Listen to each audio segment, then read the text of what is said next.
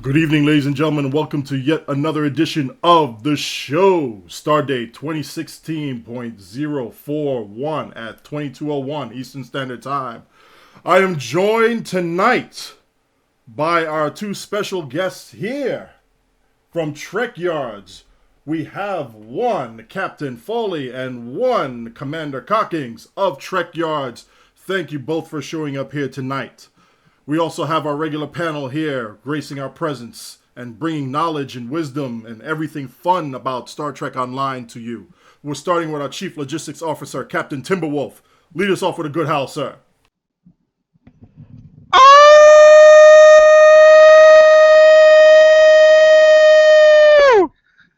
Somebody's happy about a new ship or something. Something. Also testing out a new mic tonight. Hopefully I didn't kill anyone tonight. Yeah, we'll send you a doctor. What? Medic! We need a medic! Sorry. I can only fix irony. We'll get to irony in a bit. Our Chief Intelligence Officer, Captain SarcasmDetector. Hi. Oh, he's extra happy about tomorrow, too, I guess. Our Chief of Cheesy Tactics. Ecstatic. Oh, you are? Hello. Yes, Captain SOB, thank you for being the Chief of Cheesy Tactics, and I'm sure you're going to have a whole new series of tactics and strategies with what's coming down the pipe tomorrow. Possibly. Possibly, he says. Our Chief Ironic Medic, Captain MK. Yorktown class, give it to me now. I see somebody likes this too. Our Chief Instructor, Captain TeacherKirby. Hey, glad to be here. Alright, but I do have a bit of a headache today, so let's keep it down in the classroom. We'll try and chain the wolf, you know. Whatever. No. Okay, whatever. Clean up your fur ball. And some guy that we just Very brought off the soft-looking. street here that has a Zeph Films logo. I guess he does some videos or something. We're still trying to figure out what he does here, but Zeph Films. Those are peers. Y'all have some extra change that I could have so I can buy some ships and do some videos and get my name out there? Huh? Get some Timbits. I'm sure we could work out something here. So Well, Zeph if you were Films. like, no, we could give you something, but, really no one knows who you are. No, clearly not, no. Of course not. So Zeph Films, please, could you tell us who our two special guests are here tonight? Yeah, so as Odin said at the beginning, we have Captain Stuart Foley and Commander Samuel Cockings from Trekyards. They do videos reviewing ships, or looking over ships and reviewing ships from the Star Trek universe. And they have also just recently started looking at ships within the Star Trek Online community. You've done 5 videos now. Today you had your newest one with the Odyssey from 2 years ago. But let's take this little adventure from the beginning. How did you two come up with Trekyards? Like, how did it all start? How'd you meet? Well, let's just say I started on YouTube. I do model builds and things like that, so I thought I'd try to share that knowledge. So I started doing model builds, and I started showing off my Star Trek collection, and my wife has always called me Captain Foley. That's her nickname for me, so that's the moniker that I started out with. And I did a video called JJ's Star Trek Sucks, and here's why. You have fans. It's pretty popular, and Samuel saw that, and he's in one of the comments he suggested that I do movie reviews, and I thought, hey, that's a great idea. So I did a few of those, and he was watching one of those, and he decided to contact me because I did something called Away Mission Vlogs, where when I was just out and about for my evening walk, I would talk about, things on my mind about Star Trek or whatever. And I mentioned that it was my birthday, and Samuel, I'll let you jump in here and. I was about to say, hi guys. Yeah, so I'm a video editor, video producer by trade, so that's what I do. And for some reason that day I was like, oh, this guy's kind of funny. He had some new Wrath of Khan information. I like it. I'm going to make a 3D animation happy birthday thing for him. Don't really know why I did, but I just felt the need for Trek. So I made a TOS piece. He loves TOS. sent it to him, and he loved it. It said Captain Foley in it, and it kind of makes you feel special when you have your name next to the Connie flying through space. So that was our first meeting, really. Didn't really lead to anything for a bit, though. We actually didn't talk for a little while, and then we started talking and decided, let's make something, and then it kind of snowballed, actually, from there. We both found out that we love Trek ships, and Samuel was like, well, why don't we do a show about that? And that kind of just sparked a brainstorming session, and Trekyards on was your born. porch. Yeah, on my phone in my living room, on your porch, on your iPhone. It was just like suddenly it made sense. I think we always think of this as right place, right time, right people, because we both wanted to see this sort of show for years. So we just thought, let's just make it, and we've had the dedication to see it through for over a year now. So, yeah. Now, you say every year. How many years have you guys been doing this? It's been a year and a half For now. over a year. Yeah, we started we announced it in September last year. First official video was October 10th, so it's been a good 14 months. Almost a year and a half, sorry. Yeah. I stand corrected. Well, yeah, and you guys have actually built yourself quite the audience. Like, you're just kind of shy. I see now. Actually, earlier today, I was watching your Odyssey video, and you guys were sitting at about 6,850 on the subscribers, and now you're sitting at 6,903. So Nice. you're And now almost it's at that 6,900. Yeah. And we're almost at 1 million views as well, which is something we're looking forward to. Yeah, that's a good day. Good day. Yeah, we're very happy with our fan base. We think people, it's slow to find us, sort of thing. But once you find us, you watch a lot of our content, and we have literally daily people saying, "Oh, I found your videos. I've binge watched everything." And it's like, wow, you haven't got any life, have you? Because it's like so much content now, and every week you get a new piece of fun Trek, and we try and get the most unique behind the scenes. We're dealing with Andrew Probert episode, which hasn't been released yet, and he emailed us today, giving us hopefully some new behind-the-scenes photos that haven't been released yet. So this is the sort of thing we like to do. Bit of fun. Wow. It's funny that you mentioned Andrew Probert, because I was actually watching the Ambassador prototype video today. And a couple of weeks ago, That was a good episode. A couple of weeks ago, we were talking about Trekyards. I can't remember how you guys came up in the conversation, but we were talking about the Galaxy X. And somebody made mention of Andrew Probert's comments on that ship, which will lead me into my next question. And maybe that's the answer. Maybe there's something more interesting. But what is the most memorable moment that you guys have had in the past 14 months with Trekyards?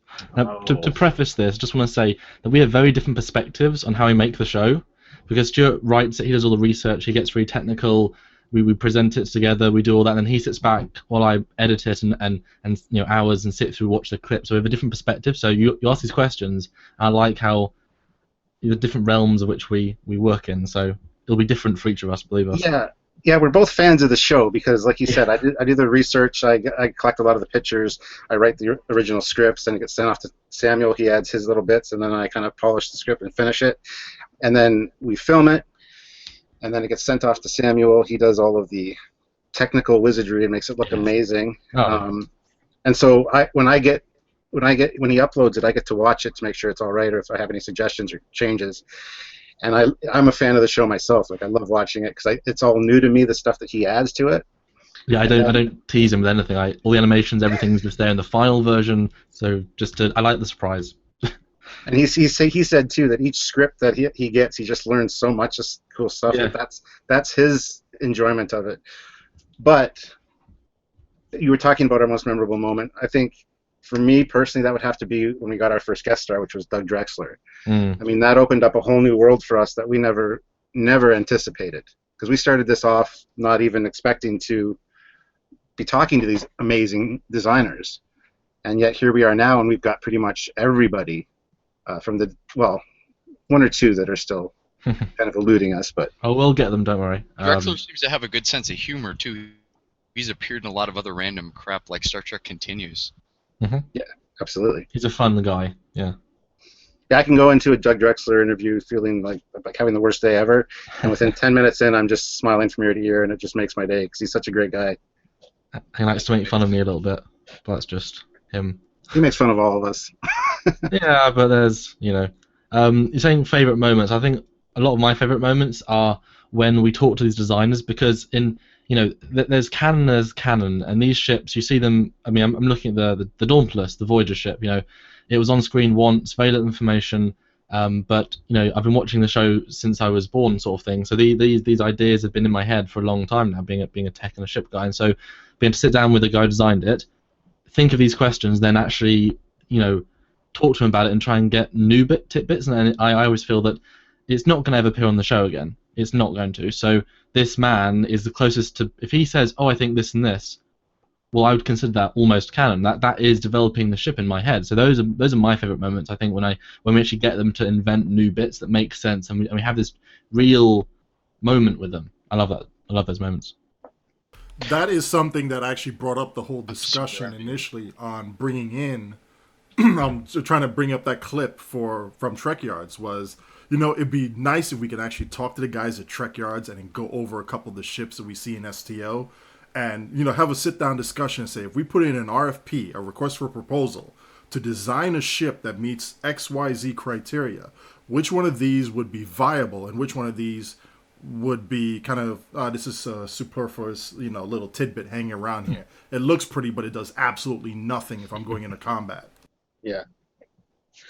Yeah, we do analyze the ships that way, especially with the Star Trek Online mission briefings that we have done recently. We've started out doing the mission briefings are just that. They're just our take on a ship based on. Well, they're not reviews; they're first looks. We like to go into those not knowing anything and looking at them through design, because if you look at these ships in terms of a video game, that changes. But we look at it through the universe, and as such, this must be this must be this. What's its speed? And I think that gives a very unique perspective for the audience. And then we can do later on look at the Star Trek Online aspect. Oh, the slipstream, oh, this and this.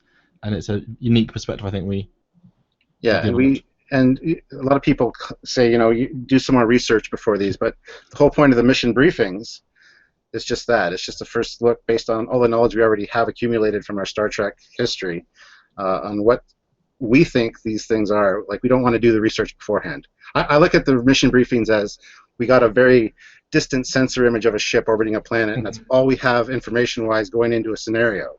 So we're sitting at the conference table talking about the ship and what we speculate it might have or not have. That's how we look at mission briefings. And the Saturday releases are the full research fleshed out episodes. 3D animations and documentary style, yeah. Yeah, I'm a little biased here, but I really enjoyed your Manicore video and the review of that. And I started watching it, and I'm like, the very first photo, and there was the very sexy shot from the rear, and the Manicore is banking to the left. Mm-hmm. I'm like, those two images are mine. Holy crap, awesome. Oh, wow, awesome. Yeah, and the USS Ulysses, that's actually the ship that I use in-game. Mm-hmm. But Trekyards famous now. Yeah, now I'm going to be known. Great. But no, I really enjoyed the Manicore video because you guys were actually just taking like a really good overall look. Like it didn't seem like you had any outside influences kind of influencing your opinion of the ship, and it was really interesting to watch. It's really refreshing. I personally didn't even know that ship existed until we did that, because what we want to do is look at some of the really cool Star Trek Online ships, so we kind of just went through a list of them. I saw the Manticore, and I'm like, I absolutely love that. Let's do that one. And then you sent me a link, and I was like, yep, nope, that's in the list. That's out of our 4, yep, take up a slot, no question. The problem is now I got to get one in game, and I don't have enough lithium to buy one, and I'm all frustrated. Oh, I think, well, yeah, we can probably work something out. Well, yeah, that one is the lifetime ship. So that's a veteran ship, yeah. Yeah, you have to be a lifetime subscriber or 1,000 day. 1,000 day, so month to month. But funny fact about that ship though is, so that's the T6 version of the Chimera, and the Chimera was actually one of the submissions for the next Enterprise F contests.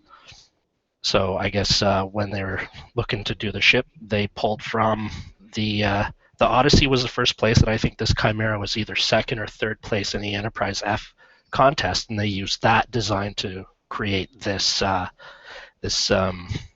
veteran ship, which started off as the Chimera, which was Tier 5, and then last year in July they released the Tier 6 version, which is now the Manicore, with the sleeker nacelles and the extra pod on top.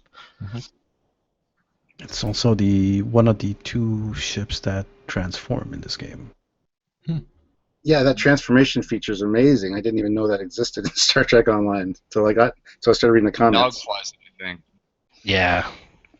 Well, we have fun learning. That's a big thing, and we try and always approach these ships in a very measured way.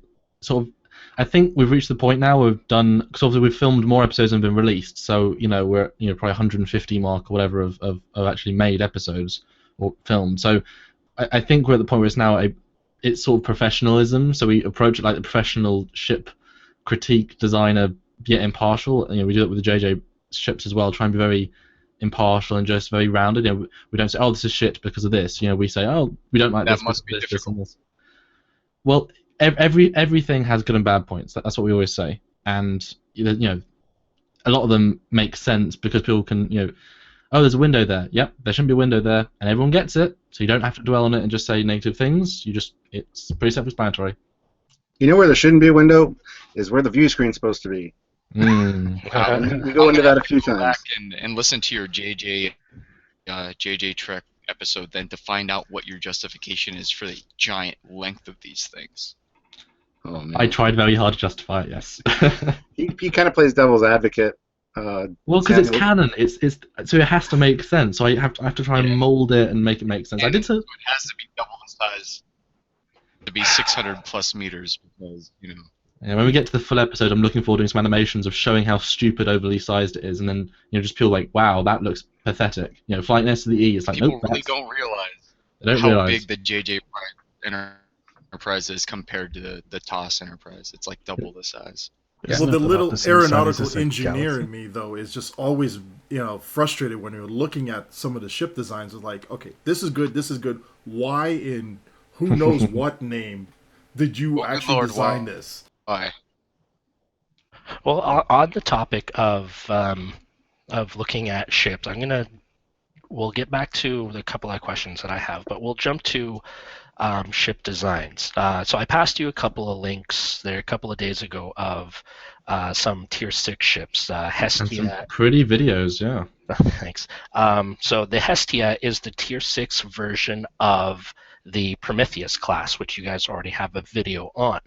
We're going to do mini Trekyards here, ladies and gentlemen. What is your opinion of the Hestia? I like it. I'm not. Prometheus isn't my favorite ship, but I really enjoyed it. There's not much difference that I can see to the Prometheus personally. But Samuel, it's one of his favorite ships. So I'm interested to hear his take on this. It's my overall favorite ship. So we've worked. Let's just say we've worked with it now. So I've dissected it a bit more. Yeah, I like it. The engines, I think, are very, very sexy. Yes. And they're pushing almost too far. It's that absolute thin line of ooh, but I love it. And the hull is basically identical, but slightly different detailing, slightly different color palette. The video is great. It really shows good angles of it. It feels a lot sleeker and a lot thinner, but in a good way. With the nacelles, it's good. And Nice. the color palette that's in that video is incredible. I love that.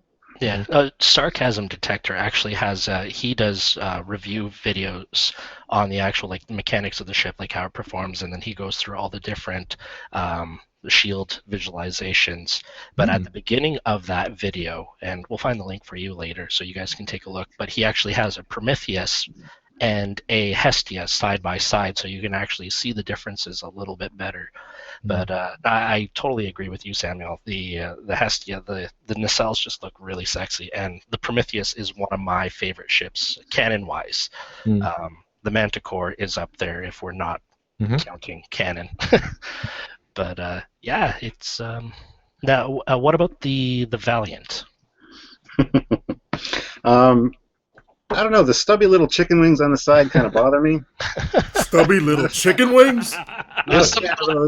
Chicken wings are from one of the original Defiant renders, if I remember correctly. That's Oh, a yeah. holdover from an original, an older design. Yep, they are. I'm not a huge fan of the Defiant personally. That's saying that was rejected for a reason. Just to put that out there. This was not designed to look pretty. It was designed to kill Borg. Oh no! Oh, full that Cisco. was good. That was good. I felt like He is our resident Cisco. He is going Cisco. That is 1/5 Cisco. wow. You guys have fun. You never go full Cisco. Yeah, It looks like a Oh, little. he's gone full Cisco. That's good. No, I think it looks like a little baby Defiant. Personally, it's going to grow up one day to be a nice Defiant. You know, I can't get chicken wings out of my head now when I look at this. Good. Trekyards Just don't let influencing any Star Trek. cadets fly the thing, and you'll be just fine. So if you guys, I don't know if you can see the Hangouts chat on the side there, but I put in a link to my Hestia video, which includes at the very beginning a side-by-side shot of the Prometheus and the Hestia. Actually, if you can't see it, I'll shoot it to you on Facebook. Yeah, I've got it up now. Waiting for the ad. But while that loads, you guys said before the show that you guys are playing Star Trek Online, yes? Yes. Well, I was an open beta tester, so I've been with the game for a long, long time now. So have I, but I just don't have many opportunities to play. I'm very busy, so I don't know a lot about the game mechanics and how it works. But I want to require a lot of time investment too. Yeah, absolutely. I want to put this out there though. There is a Team Trekyards fleet, which you should all join. Membership is going to skyrocket by 600%. You know that. One of us. Perfect. What level is your fleet at? Tier 5 all around, or Tier 5? It's relatively new. It's We're just relatively getting new. up to Tier 2, I think. We're just hitting Tier 2 now. Latland Fleet will absorb Trekyards into its fold. Well, you want perfection. I mean, that's how you assimilate, and the team's perfect. I mean, Yeah, we have a Facebook page for that. It's Team Trekyards Star Trek Online headquarters. If you want to join that page, then you can join the fleet. That'd be awesome. I'll fill out all the appropriate paperwork for everyone here. Thank you. Nice.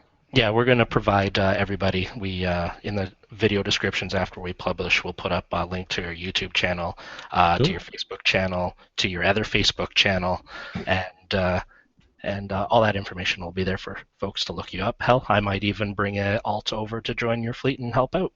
Awesome. Much appreciated. Are you guys part of an armada? We've already planned them. Done. I'll Rochambeau you for it. I'll go first. Wow. No, we're not part of an armada. We were Don't for. fall for the high one. Well, we're not in charge of the fleet. We are. Well, technically, we're in charge, but we have a gentleman by the name of Timothy Champion that actually does the day-to-day operations. if you think of it, we're fleet admirals at Earth running Starfleet, and he's the, he's the admiral just running the fleet in a separate quadrant.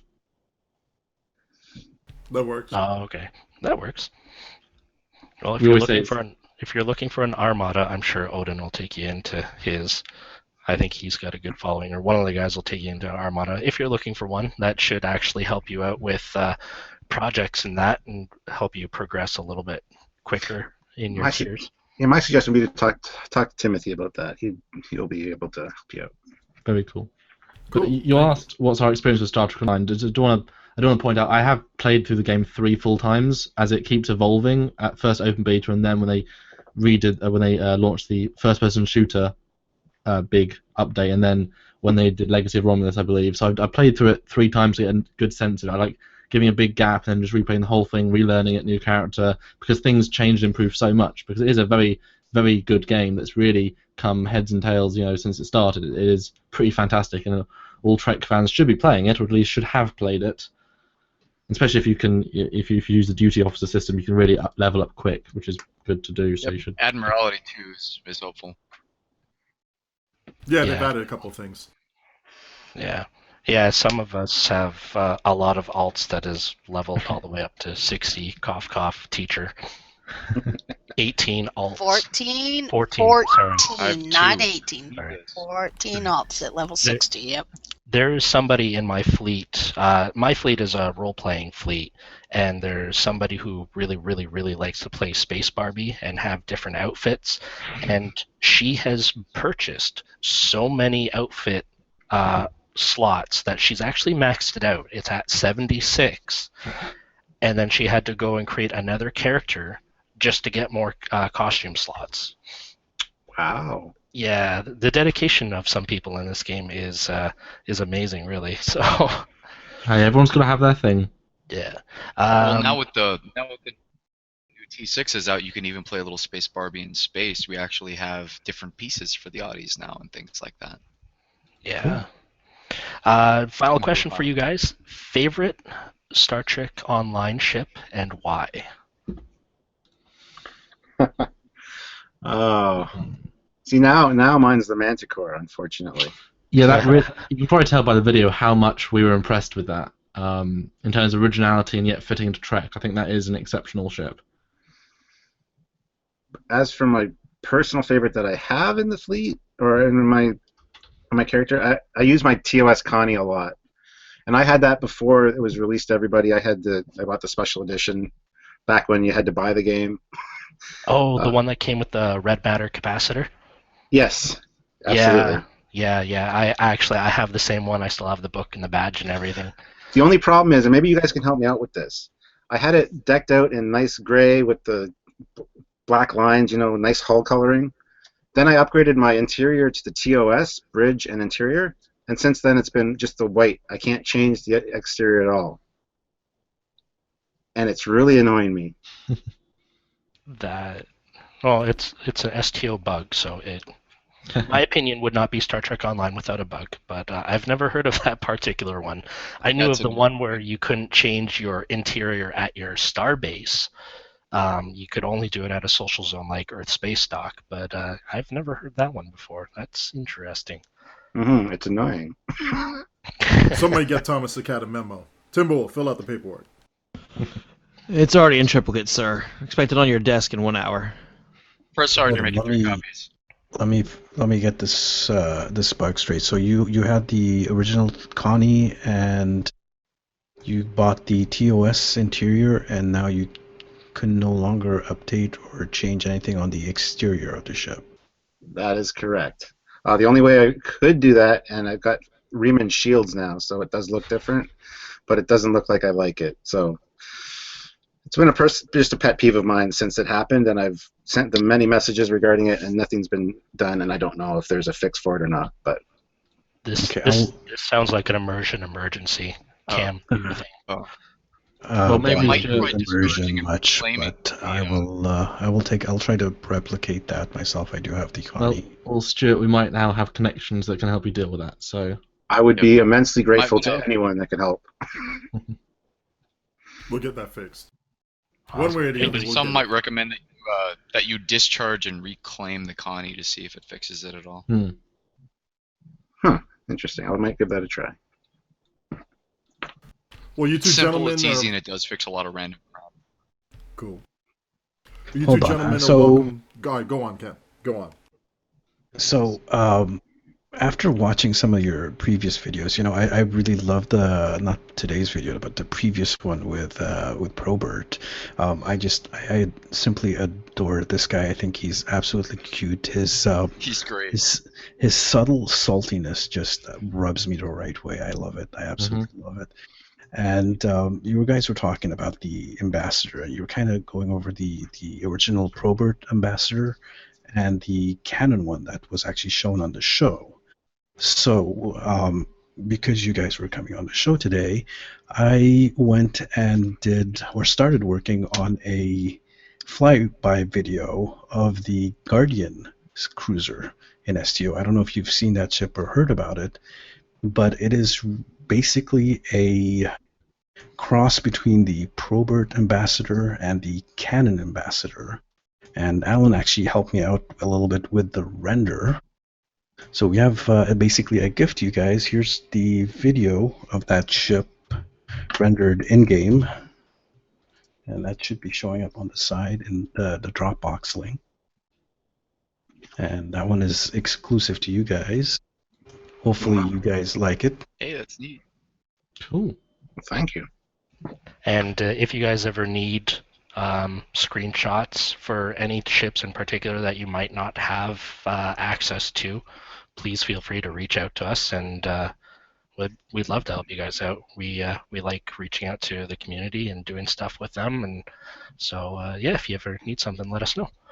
Absolutely. Thank you very much. That's much appreciated. Is this a good time to announce what we're doing, Stuart? We start with a 9 in the future? By all means. Sure. Sure, go ahead. Go ahead, Samuel.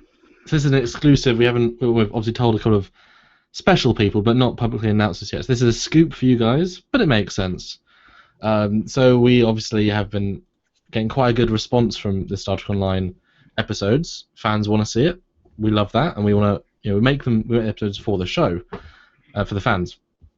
Yeah. Anyway, so we got contacted pretty quickly with Thomas Moreau from Star Trek Online, from Cryptic, and he's going to be a guest to talk about every ship he's designed, starting with a Manticore.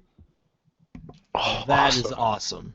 And we've also been Awesome. as we tend to go the very official route and with the most information, the most high ranking, we've actually been communicating with the community manager of Cryptic, and they're going to give us any access we need to any behind the scenes sketches or other previously unseen photos to make the best episode possible, and even interviews with hopefully other designers who don't do podcasts, but they like us in a certain way, and they think if it goes well with Thomas, they'll try and bamboozle some of the other guys, because there's lots of ships, and we want to go straight to the designers, and there's a lot of good ships to look at.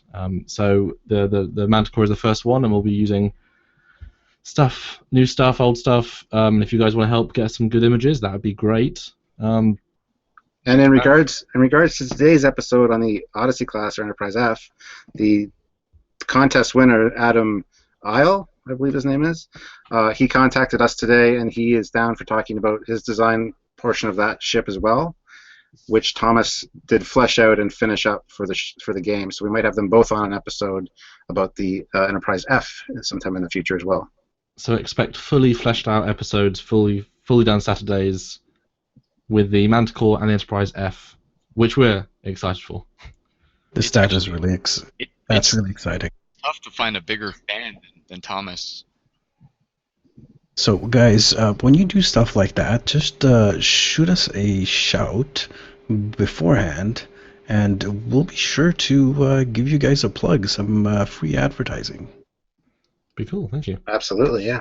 And we could definitely make it a permanent link within the show as far as anything new that's coming out. Just send us a brief description, and we'll just add it in. Yeah. Cool. And share it on the Twitterverse, which you guys don't. Trekyards does not have a Twitter, does it? We do have a Twitter. We just never really use it. No. I'm not fluent in Twitter. I can't speak in Twitterese because I always go over the characters. So we can help you set up a link with it from YouTube to Twitter, so whenever you do a new video on there, it'll automatically tweet it out, and then that'll drive some more traffic to you. That'd be excellent. I've already found their link. It will be in the show notes tonight, so we will have their Twitter link as well. Sweet, thank you. Reddit is also a really good place to post Awesome. videos and things like that. If you ever want promotion, Reddit is a good place to post. There is a Trekyards subreddit, but it's the problem is it takes so long to actually make the show. I spend most days just editing. Stuart spends working, family life, and then scripting. It's a lot for two people to handle just making the show. There is only two of you. That's right. I know this feeling very well, because usually, like for example, the Hestia and the I've gotten a bit quicker, but to the Hestia video, that one there took about 6 hours straight, uninterrupted. There was a trailer that I did for the season 11 expansion that came out, and that took about 2 or 3 days to do. So yeah, I totally hear you on the amount of work, because we use demo record in game and then load it up and then try and do our camera paths and fraps, then dump it into Sony Vegas Pro, and it is a lot of work. So I feel for you, and then trying to make sure that you keep the girlfriend happy and feed the dogs and feed yourself, and So anybody else here have questions for the Trekyard folks? Bring them on. Come on. Now's your chance. Or anybody in the audience? I personally, I love what you guys do as far as an analysis and breakdown. One of these days, I'll probably do it in a future show episode if you guys have time. We could probably do a breakdown of one of the other ships and just say, engineering-wise, viable and not viable as a ship of war. Yeah, one thing I'm just keeping an eye on your channel. And... Go ahead, sir. One thing I wanted to say was you were talking about Andrew Probert and how you love his dry sense of humor. Wait, you should see the uncut versions of these interviews. They're like twice as long. Gosh. which someday might be released. I'm not promising anything. That's kind of Samuel's department. I don't know if I'm overstepping my bounds here. He's gonna like scream at me later. Yeah, it's one of those things because obviously the job is to make these as good as efficient and make the guests look as good as possible, and so there's a lot of hours spent just editing down because it is my job. So this is what I do for a living is video editing. That's why you get nice sleek products. But yeah, there'll be some bloopers at some point. There's a lot of bloopers. The bloopers with the special guests will be amazing. You guys will love those. Yeah. There is one question for you guys from the audience. Will you cover any more Klingon ships on Trekyards? Absolutely. Are you kidding? Yeah, we're gonna do all the ships. That'll take us 150 years. We figured that out. But yes, we haven't done. We want to do the D7 full episode. We want to do them all. Absolutely. It's one of those strange things because there is so many ships out there. I mean, it's absolute plethora of ships. But the fans, everyone loves a Fed ship, and we get requests for certain ships all the time, and it's trying to balance that. You know, what do people want? What do we want to see? What do we think we can bring a new spin on? I mean, I find it very interesting to deal with one-off ships, you know, from Voyager or from TNG or whatever. That there's no information, but you can really flesh them out and learn new information. I think that's fascinating. But obviously, we rely on the views, we rely on the feedback, and so if people aren't watching it, then that's why we've done quite a large selection of Fed in a row to really see to give some people those really big ships. We have got some Klingon ones coming. Just takes time. There's a long list, and we'll get to them all eventually. But there is a couple of fun ones coming up. Don't know when they'll be released, but yeah, Klingons are coming. Stay tuned. Yeah, maybe some Romulans ships, maybe some of the other species out there sprinkled. Also, Romulan has been filmed, yes. Absolutely, and we do intend to do also Starfleet battles races as well, Gorn ships, Zinti, Lyran. I think fundamentally, you guys got to realize there's only 52 weeks, 52 Saturdays in the year. That's it. So we'll be very careful which 52 we release. And while mission briefings are fun, that's not the definitive, because we've always said there's Memory Alpha, there's books, there's all this stuff, but we want to be the definitive place to find out information about these ships in a very visual, new, special way. And one of the reasons we developed the mission briefing show was to get more ships out there to you guys that you've requested. Kind of get a first look at them, not go in depth with them right away, but just so they're out there in the world, you can watch them and hear our thoughts on them at least. So that's why that's how the mission briefing show came about. Because we try and put literally everything into these main Saturday shows. That's why they take so long to make. You know, they are everything. You know, everything we can find, all the new questions we can do, and some of them are a bit ridiculous, and we've had to cut them down. I mean, it's a long process. But yes, Klingons are coming. Answer the question.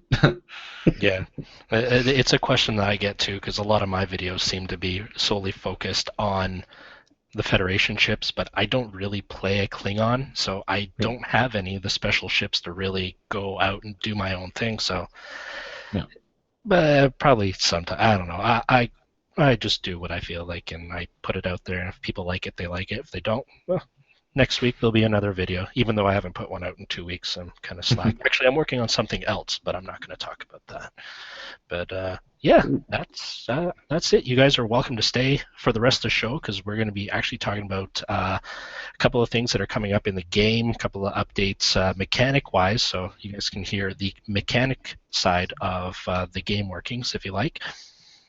Samuel, I know it's pretty late for you, but 3:39 in the morning. You're lucky I've been this bouncy so far. I think I'm doing pretty well for 3:39 in the morning. Sir, you have Not kept bad the at stick all. off your lip, and you are a true champion. Thank you, appreciate it. But no, thanks for inviting us on. It's been fun to talk to you guys. And yeah, the Star Trek Online has some really good designs, and it's a fun universe to go into and blow stuff up in. absolutely, yes. If you all want to stay and partake in this, if you have any questions or any comments, by all means, you are more than welcome to serve as a panelist. Feel free to interject and just, ask a question or a comment, leave a comment on something else, or just say, hey, look, you know what? My fleet might be interested in something like this, so make a mention. I think we do have something in the notes that you guys might be of interest on. I think we'll be getting there soon. Sure, I will stick around. Yeah, we're going to be So talking about I'll the. work on an animation in the side. I'll do a Trekyards animation on one screen. I'll be listening, and I'll see how long I can stay awake for. Okay, this sounds fun. Yeah, we're going to be talking about the new ship releases coming out tomorrow, including the very new Odysseys coming out in about 15 to 20 minutes. Oh yes. Oh yes. Down, My boy. Audi is ready. I think Timber's Stop excited. humping my Hollow Matrix, dog. Get off. Seriously. Shut up, it's Wolf. Shut up. It's not a real leg. Come on, Alan. Anyway, for everybody out there, upgrade weekend is coming up. So if you're just getting back into the game, you have a whole stockpile of refined dilithium, you need to get your gear upgraded, or you've been banking up all those omega matrices and whatnot, guess what? Now is going to be the time to do it. Actually, not now, but Thursday and beyond, all the way through to the weekend. Upgrade, 2-for-1 deal. Do it now, do it quickly, do it often. Yeah. That's pretty much the big special announcement aside from the ships, which will get covered on later on. Also, Valken stream that was done on Monday. Very special thanks to him for bringing us on. Luke Critter was there. A couple guys from the Euro zone were there as well. Bordicus was very extra special cool to jump in there and be able to answer questions that we had. Even if he wasn't able to say complete answers for some of it, we do appreciate the work that he's put into it, just for being there as well as to listen to what's happening. And hey, we want to work with you. Let's get this thing done. Let's make this game better and cast a wider net to be able to bring even more people into the game and enjoy it. And like the folks at Trekyards said here, it's nice that we can have a game that Star Trek fans can actually go and play and enjoy it, and to see the continuation off of some of these things here, whether you see it in a series or in the movies, or even they just wanted to say, hey, I just want to play this game and feel like I'm in the Trek universe. You can do it. We want to make this game better for everybody. Yeah, it was a very successful stream. Like Odin said, we had Loot Critter on there, we had Yusral on there. My Balkan Gaming joined us, although his microphone wasn't working, he could only type stuff out. We had Hymeris also, who's a streamer from Europe, including yours truly, Teacher, and Odin from the show. In fact, Hey. it was I was there too. you were there too.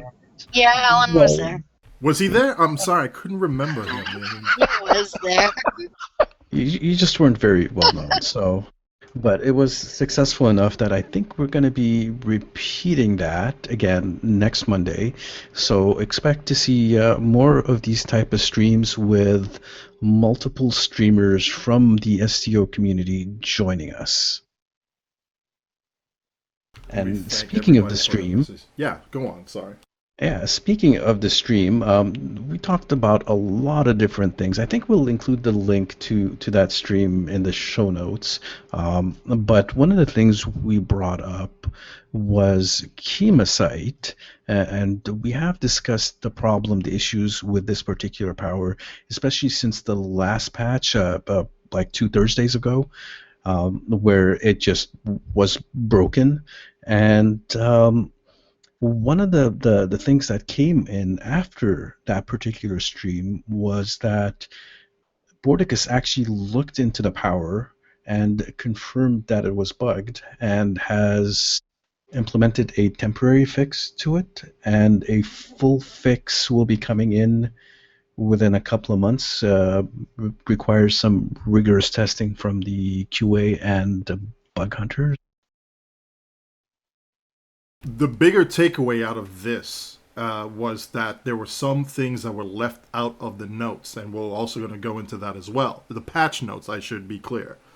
Now, that is being addressed internally, and it's been one of the things that we have been saying as a community, hey, look, we're left in the dark. Please, whenever these changes are coming out, we're noticing something, we don't see it in the patch notes, we don't know how to respond. Is it a bug? Is it a fix? Is it something that you don't even know about? What gives? So he's definitely making his effort there and trying to communicate to his internal department, hey, let's get this stuff taken care of. Let's inform the community so that they can know what expectations that they should have of us and from us. So that way we can go through and say, okay, this is what they intend. We can work with that, and we move on and play the game. We love that. Please, let's get it fixed and keep up the good work.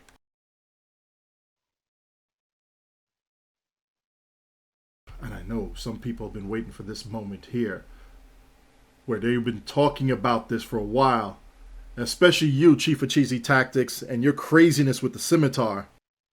The T6 flagships. Who's excited about them?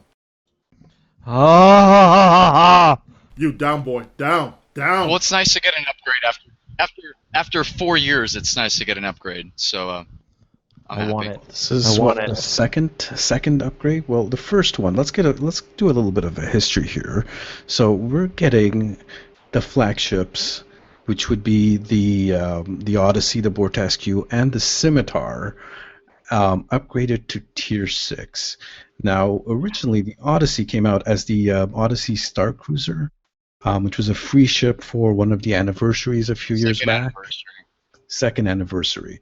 And then they released a upgrade to that shortly afterwards. I'm not exactly sure when they released the like a month variants. after in the C-Store. Yeah, they released 3 variants, which was the science, the operations, which was the engineer, and the tactical version. And the main difference between them was that they removed the shuttle bay at the rear of the ship and put in the Aquarius auxiliary ship in there, and they gave it a new bridge. So like the bridge that actually came with the first Odyssey was pretty crappy. They came up with a second bridge for it, which had the double-decker feel to it, which was actually quite interesting. I believe the second deck, the lower deck, was for flight control, because this ship wasn't originally intended to be a carrier, and CBS said nope, we can't have the Enterprise as a carrier. So they dropped that, but it's still an interesting bridge there. And at the same time, they released the Bortasque. Oh yeah, still got a huge shuttle bay. And at the same time, they released the Bortasque, which was pretty much just the Klingon side of things. It still had the little bird of prey that detached off the back, similar to the Aquarius. And the only additional thing it had was that it had the cloaking device. And a couple of years later, they released the Romulan flagship, which was the 3 Scimitar variants. And now all 3 faction ships are getting the Tier 6 treatment. So we're getting definitely quite a bit of an upgrade to each of the ships. There's a difference now, too. Yes, there's definitely a difference in the ships. Well, the console layout is pretty much identical. Stat-wise, they seem to be pretty similar, although the Bortasque and the Odyssey have gotten a little bit of a speed buff. I wouldn't say speed, but a little bit extra turn rate. A seating difference between the 3 as well. Like the Ops has a Lieutenant Commander Universal and things like that. So there's actual differentiation between the 3 this time, which there really wasn't much before, not in seating at all. Yeah. So before the seating was the same for all the variants of the ship, so the tactical, engineering, and science variants all had the same bridge officer seating. This was the same for the Scimitar variants, the Bortasque variants, as well as the Odyssey variants. As I was saying, the Tier 6 variants, they increased the inertial modifier on them, as well as the turn rate a little bit, so they're not quite curling rocks in space anymore. Just a little bit less. They've also implemented a command seat. So one of the lieutenant commanders is a command seat. A lot of people were hoping for Intel. Shucks, it's not. You guys are shucks out of luck on that one. No Intel scimitars. Wah, wah, wah. I was hate on command. For command all the way. I was hoping for. I was hoping for Commando. That would have been fantastic, but I joke. So now, command for rally point marker all the way. So not only are the bridge officer seatings differentiated, the ship looks are differentiated as well. Before, all 3 variants of each faction ship look exactly the same. I believe the Scimitar had a little bit difference in some of the wings that they had, but the Bortisque and the Odyssey were basically the same looks for all three different variants of them.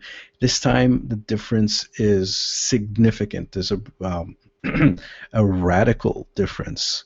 Did I do that right? Anyways, or you did. so we're going to talk about the differences a little bit later on, because there was a release done about the Odysseys. It's a little PDF that we're going to be talking about a little bit later. And can I jump in there for a sec? Oh, yeah, go ahead. Absolutely.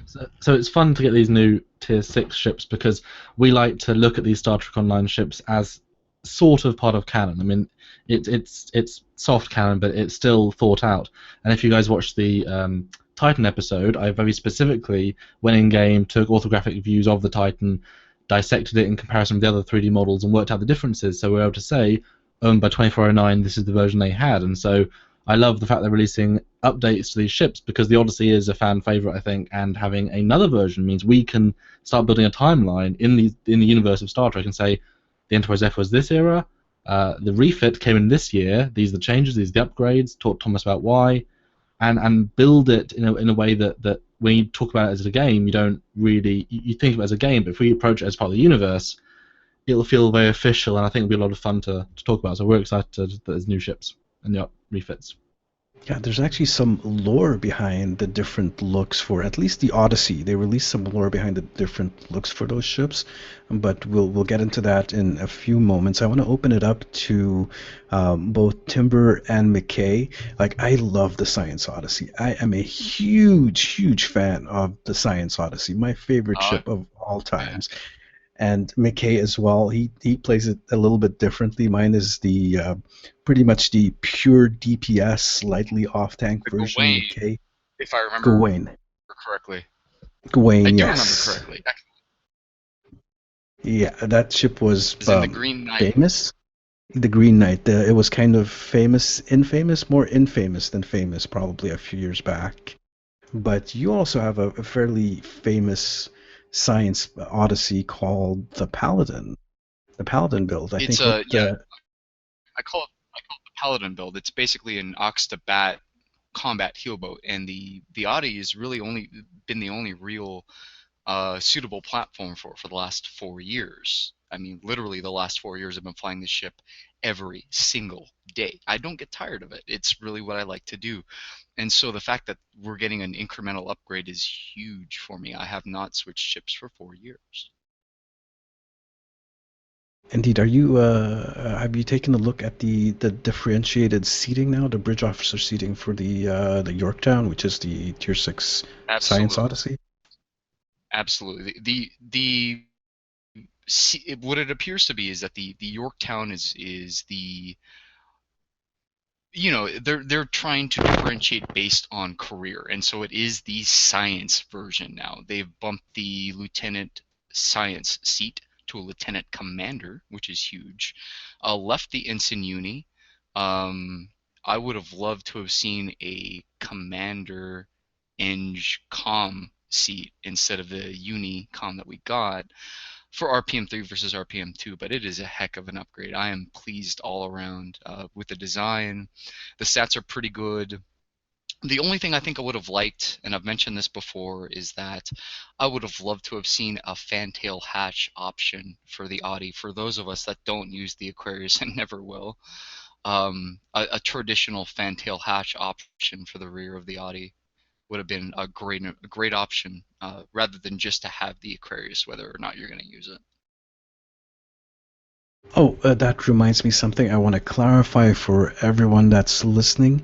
The consoles that come with the Tier 5 variants of the ship will work on the Tier 6 variants. So if you have a Scimitar, if you get the Tier 6 Scimitars, you can use any of the consoles from the previous Tier 5 Scimitars and still get the Thaleron burst. So the wings will open up and allow you to do the Thaleron burst in that case. Same goes for the Odyssey. You can do the chevron separation. You can have the Aquarius ship on there. So you have that 3-piece set going, including the 4-piece set that we're getting with the ship. So the 4-piece would be one console from each ship, plus the 4th console coming from the Krenim science vessel. Now, Talk about unexpected. I that didn't see that coming. I kind of expected that. TimberWolf. Someone's gonna have to mop up the drool that's pooling up underneath you. So I'm gonna give you a chance to drop in to talk here. What are your thoughts on? Calmly now, relax. What are your thoughts on the Tactical Odyssey? Well, I mean, I agree with McKay on the Psi Odyssey, and I've been taking notes from the Agronauts to make it a tank, and I'm pretty sure they're looking at this with its extra Psi slot. They're looking at it as a much better tank than it was. If I remember their classifications, this was one of the highest tiered tanks in their tier scale. So it getting an upgrade is going to further that, and I'm definitely going to experiment with that. But for the Endeavor, I like what they did with the Endeavor. Now, me personally, it would have been nice to have a hangar bay. I know a lot of people were talking about that. I understand why it didn't have it. But just the simple fact that I have the option for command, like reroute power from life support. I have basically the option for 2 Lieutenant Commander Tacticals. So I have more options when it comes to running Omega and Beta, FA3. It gives me a lot more options to play around with for what I'm doing for my damage output. And I can already do quite a bit with what I have now, but this is going to help further that goal. And I also happen to like the fact that you're getting a console that it looks like, at least from what they're describing, could be similar to what the Krenim Psi console does, maybe minus the whole temporal effects as far as affecting your adversary, but it's still a boost and a haste modifier that it's giving you when you activate it. Now, my question for that is, they're part of a console set with each other. Are they going to share cooldowns? Or are they going to be separate cooldowns of each other? Typically, when these things happen for multiple sets like that, they don't share a cooldown. Because I could see chaining those 2 consoles, one after the other, to keep up the firing cycle haste if they're not sharing a cooldown. It's going to be interesting to test around just to see how well that works, or possibly using them both at the same time. Granted, from the tests of the Krenim Psi console, it already looks like you're firing Gatling gun beam weapons off your ship. Overall, though, I do like what they've done with the Tactical Odyssey. I do happen to like the design. It's reminiscent of the Avenger and Arbiter, and that is also stated. Yeah, a little bit of that. I like what they did with the Yorktown. It's very reminiscent of its original design, but it's basically the more science. The only one that throws me a little bit for a loop with its design is the Engineer. I even like what they did. They added, instead of an Ensign Universal, it's a Lieutenant Universal, so a little bit more flexibility in the build there.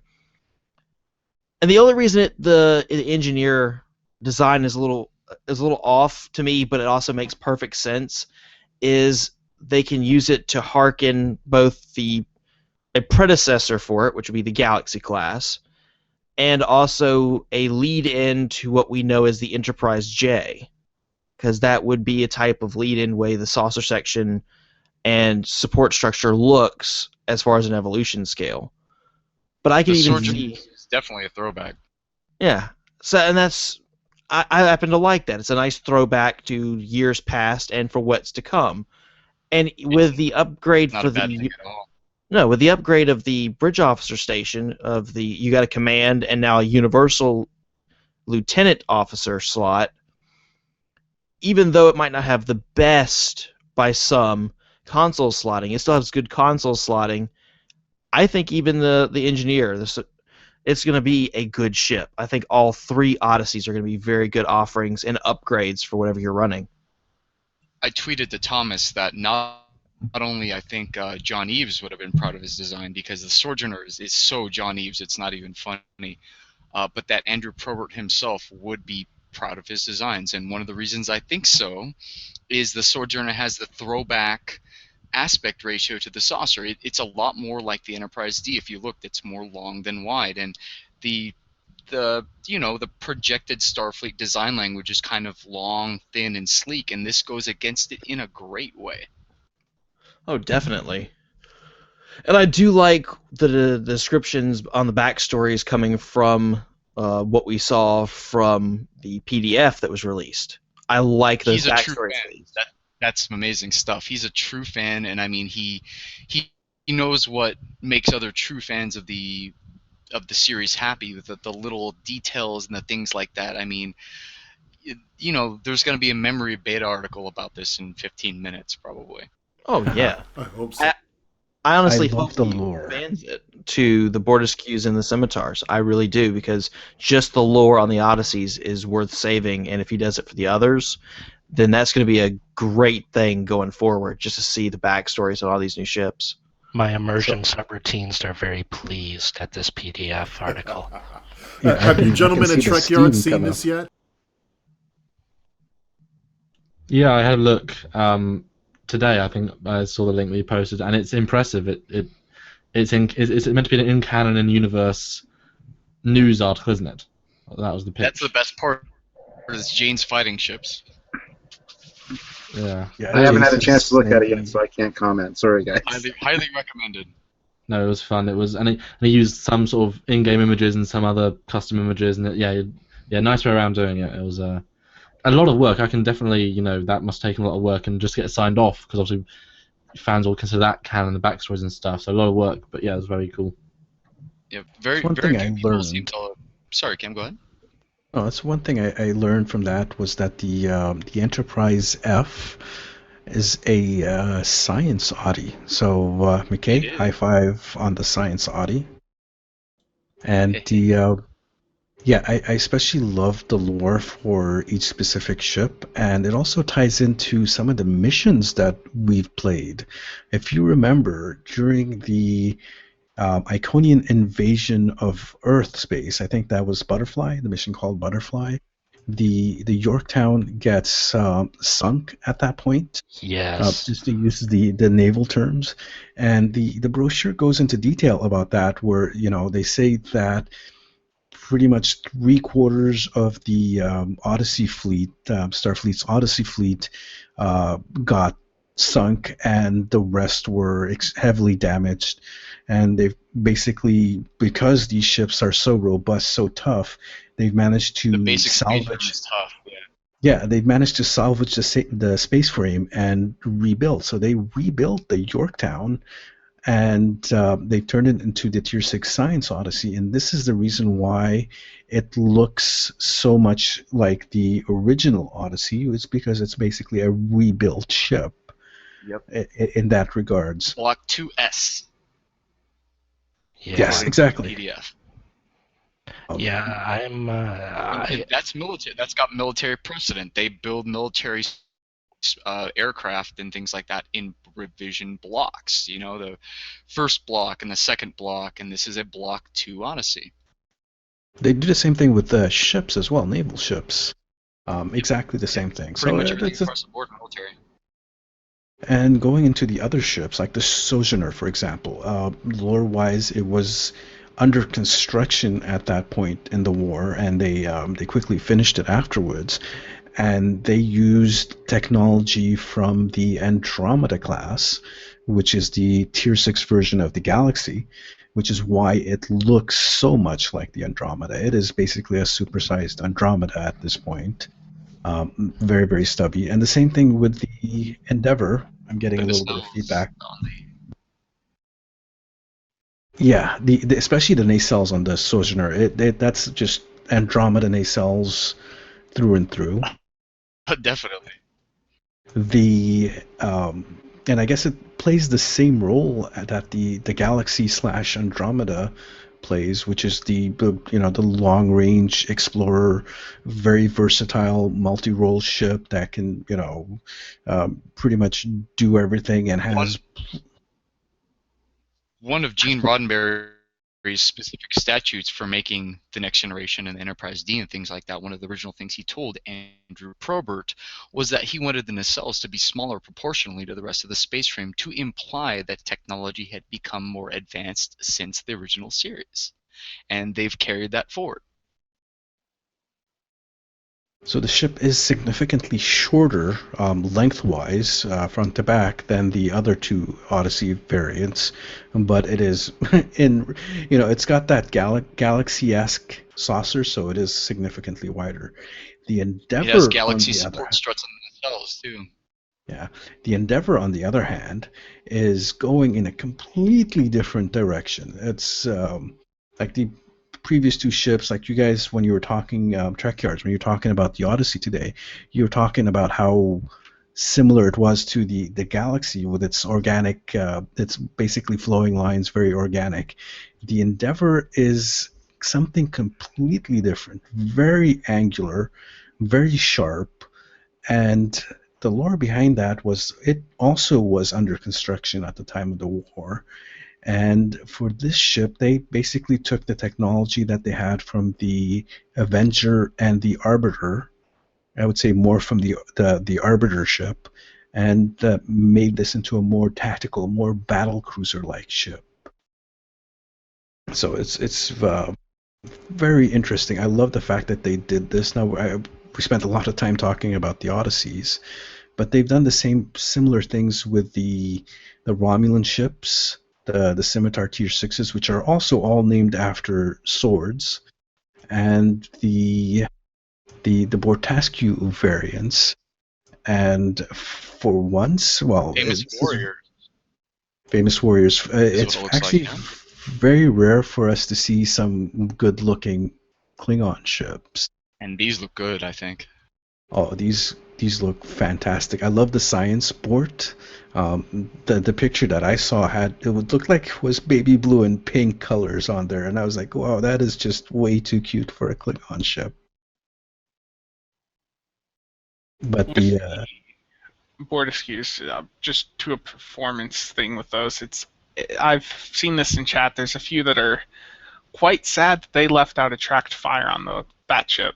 Yeah, that's actually a very common complaint right away, is that they don't have attract fire, and it kind of should given their role. So maybe they'll change that. Well, hold on a second, just a second. The Odysseys we know are cruisers, so they have the full suite, all four command powers, right? The Bortascu's are battle cruisers, so they only get the two battle cruiser powers, which are what was it? Sorry, it was three battle cruiser powers: the shields, the maneuverability, and the weapon efficiency. It's everything but attract fire. But I mean, given they're battle cruisers and whatnot, but it should also be considered how these ships are typically used, and they are typically used as tanks and things like that. So it'd be nice to have. I don't know, you'd kind of have to rename them as cruisers at that point, and I don't think the Klingons have any pure cruisers at all. If someone in chat could correct me on this, I think they only. No, you're right. I think they've only got battle cruisers because, I mean, come on, in Star Trek Armada, the Klingon construction ship is the only one that's armed.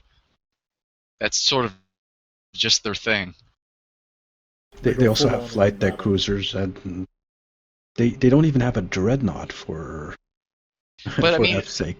the classes of ships and things like that in STO are themselves somewhat nebulous and poorly defined. So there could be enough wiggle room to give these guys attract fire. It would be nice, and I know that a lot of people would appreciate the mechanic because of how they use this ship. Sin Industries just mentioned in chat that the command battle cruisers have attract fire.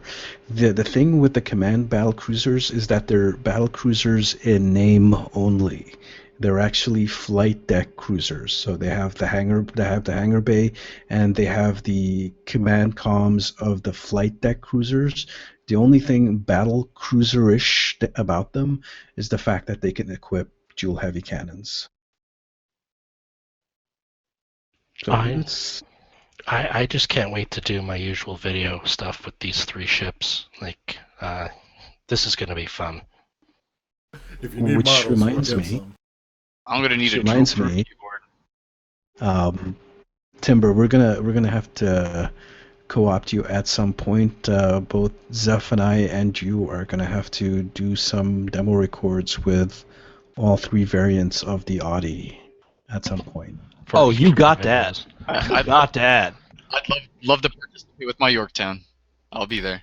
There is so much data on these ships right now that we're probably going to have to do a special edition on what these things are capable of doing. We don't have the actual hard numbers on them now, so we're just going to wait until after Thursday, get the data, and then we'll actually give a detailed and analytical report on what these things can do, who's going to use them, who's going to benefit the most out of them, what you should or shouldn't get depending on your build, all of that and then some. SOB, speak. I want to just talk about the scimitars now. Right? Bring on the QQ. Somebody get a bucket. No. Get a bucket. Lots of tears. Now, I'm only going to talk about the science and the tactical because, like, nobody's going to use the engineer. But the science-wise, I really would have liked to have seen sensor analysis for faction parity here. That would have been very nice. What? Are you talking faction parity with about the scimitar? Go back to sleep. Yes. Go back. Go sit down. Go sit down. Go to sleep. But the science scimitar is gaining an improvement to the science seat on that, so the lieutenant is turning into a lieutenant commander science. That's going to make for some nice changes for if you want to use a grav well or be an aggro tank with feedback pulse. That's going to be very nice. And Cam, you're really going to love what I have for the TAC. For the TAC, they are increasing the ensign universal into a lieutenant universal, which means you can easily run aux to bat. The table here, and let's get everyone's opinions on the ships. Any thoughts, specific thoughts, opinions, whatever. And let's start with Kirby since she hasn't said anything much in regards to this yet. Yeah, I haven't said much of anything. I'm looking forward to the scimitars. I've been looking forward to that upgrade for a while. So I'm thinking I'll probably go with the science, try that out, put a grav well on, and have some fun with it. But yeah.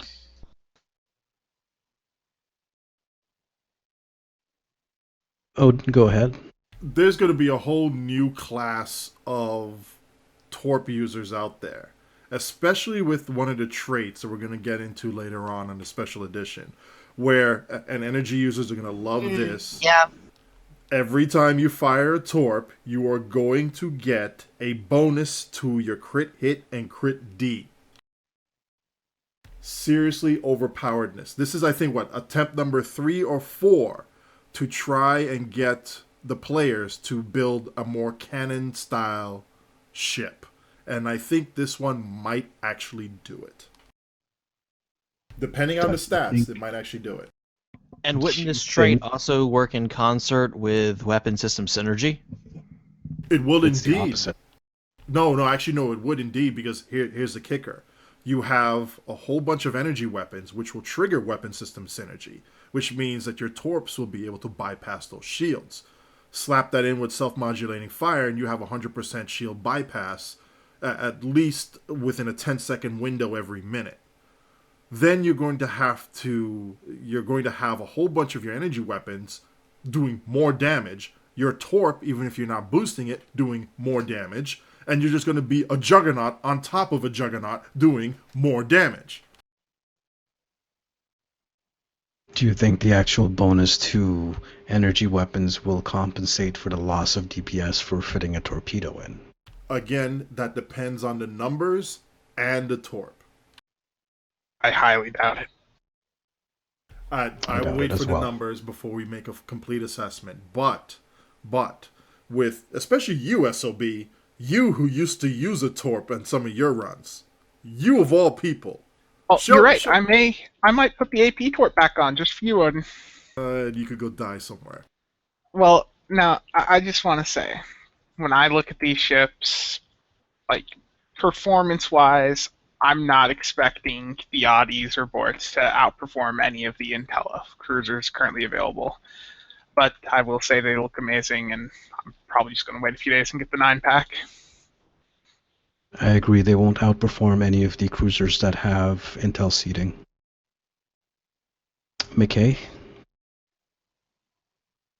Well, like I said before, it's a really huge. It's a sea change for me, getting this upgrade. But I don't operate on the same, desires and things like that as a lot of you guys do with the DPS. I tend to go for support and whatnot. This is big for support. These are tough, still slow and ponderous cruisers, and that's definitely my style.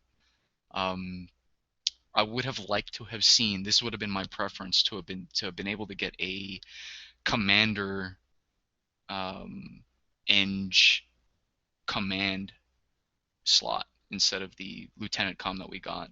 That would have been nice to be able to run RPM3, but that's my only real gripe with it, is that I can't run RPM3. I've got to step back down to RPM2.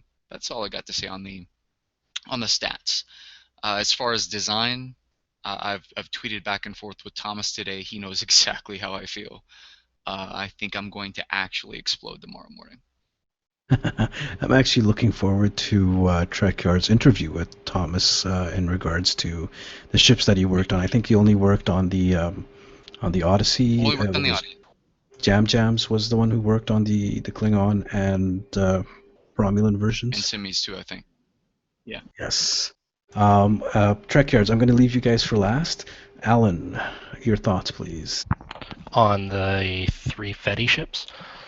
On any of the ships. I'm I'm going to say ugly duckling.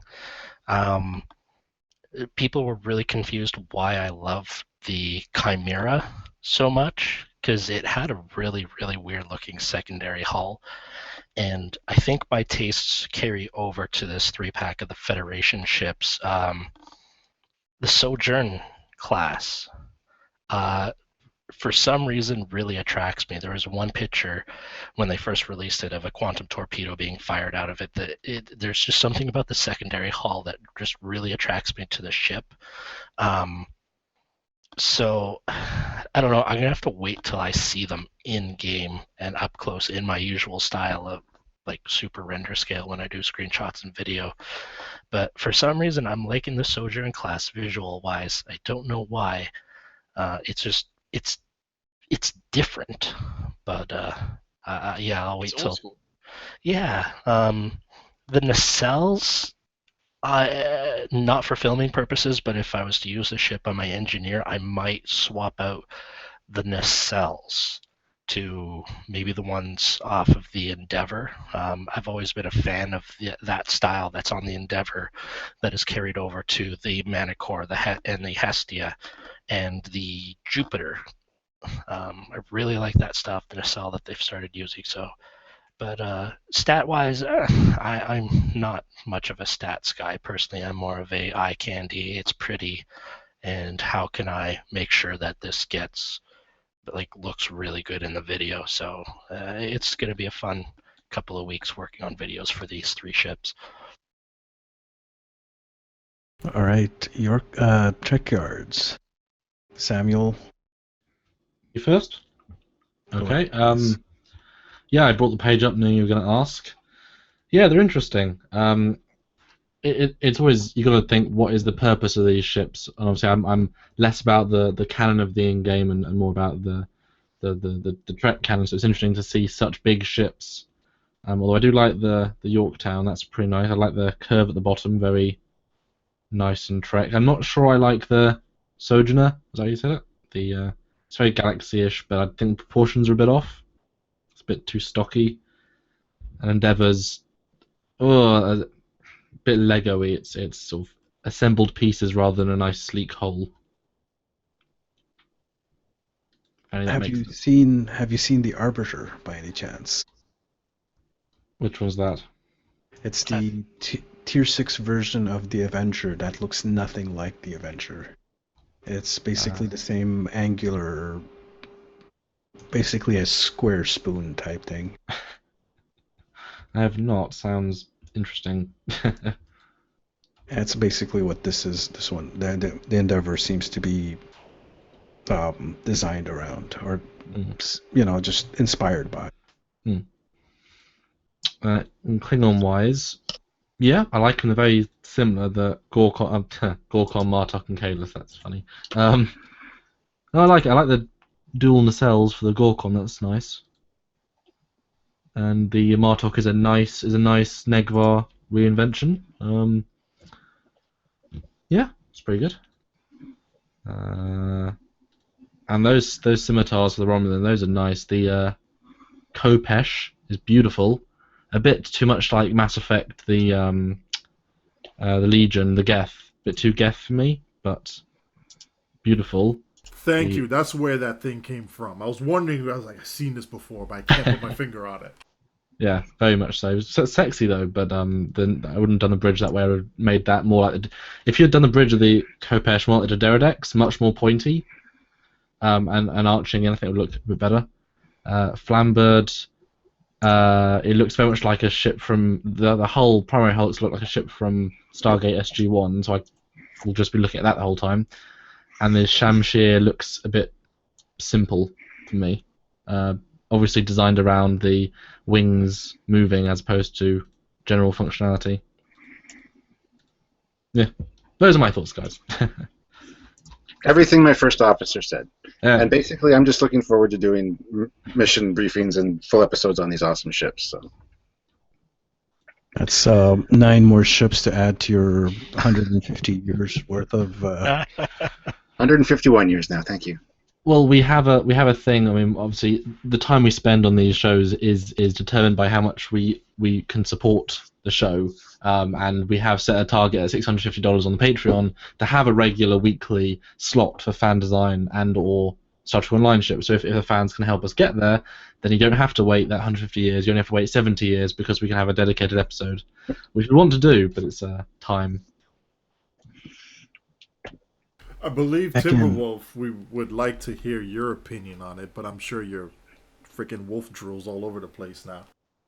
Now, I cleaned that up a little bit ago, okay? I toned it down. Just give us your thoughts, man. No, I am really looking forward to the Odysseys myself for multiple reasons. I mean, I have a high-end DPS Odyssey from the tactical version. I expect I'll be able to enhance what I can do more with the upgrade tomorrow. But since I've been exploring the tanking aspect with the Agronauts, I can definitely say I look forward to the Science Odyssey, not just because of its increased ability for that, but it still has that mostly classic look. And I will be buying the 3-pack because I also want to try out this new Engineering Odyssey. I want to see its looks up close and personal and how it performs and do some kit bashes between the 3 designs. I really feel that Thomas the Cat did a great job on these, and I want to play with all 3 of them. I really do. Show them some love and some justice. Speaking about kit bashes, Loot Critter just mentioned in the chat that Thomas confirmed you can kit bash with the tier 5 variants. Now, this makes me, kind of stroke my chin a little bit. Does that include for example, for the Odyssey, does that include the Odyssey Star Cruiser, the original one, the Block 1? The Pantail Hutch on it right away. Yeah, I would take out the Aquarius and put the shuttle there right away. I've never flown the Aquarius. We'd have to ask Thomas, or we'd have to wait till tomorrow to verify that, because it's a thing. You couldn't actually do that with the previous Odyssey variants. You just had the I asked, but it never happened. You couldn't swap out the secondary hull at all. And given that the piece existed, I never understood why. Yeah, that'd be good. Oh, thank you, Sir Boulevard. He's gonna tweet Thomas about that. Yes, fingers crossed. Hopefully, if they've implemented the kit bashing with the previous version, they've included the Odyssey Star Cruiser in that. Hopefully. Personally, I didn't even think about that till now. That's a great idea, Cam. Personally, I am, like I said, looking forward to the Science Odyssey. I had my Green Knight build ship from way back, which was a pure DPS ship. I think I will go back to something similar and turn it into a aggro tank shutdown build, because that trait from the Science Odyssey, that trait is just, it blows me away. Especially the way it'll synergize with the invasive control program trait we got last week or a couple of weeks ago. It's basically procced by the same set of abilities. So all these control abilities like tractor beam repulsors, gravity wells, scramble sensors, and photonic shockwaves will all proc invasive control, and they will also proc the trait from the science. So, just having two things proc at once from these abilities is just, I'm going to start drooling now. I'll just say this out loud for anybody that's listening at Cryptic. You said forever that science wouldn't sell. It sounds to me, with all the science you've put out, it's selling. Deal with it. More science ships. More science ships. It is selling. We love the science ships. Bring them more, please. More. And show And some after all, KDS that's some what the love. Federation is about, right? Is exploration and science, not warfare. Well, to bring Sounds more like war. something. I'm going to have the last word on this one here before we move on to the next subject. The Martok class, if I ever wanted to design a ship that said war, firepower, and sturdiness, that's how it would look. Right there, that ship, I love it. Now I want to fly it. Indeed. Also, just a reminder: if you've been doing the anniversary event every single day, and you haven't cheated and used Lobby, you should be picking up the Krenim science vessel tomorrow. Indeed. So that should be quite a bit of fun. So, Alan, now we have 4 ships that we have to go through. And if you've been on the fence about getting that ship, if you play the featured episode and get the 400 and do the daily every day, there is still just barely, but there is still time to get it without having to spend any Lobby. So Yeah, if you've been on the fence, start now. I think if you start today, there's a day and a half maybe left by the end of it. Yeah. If you Yeah. hit the 20-hour cycle, yes. Yeah.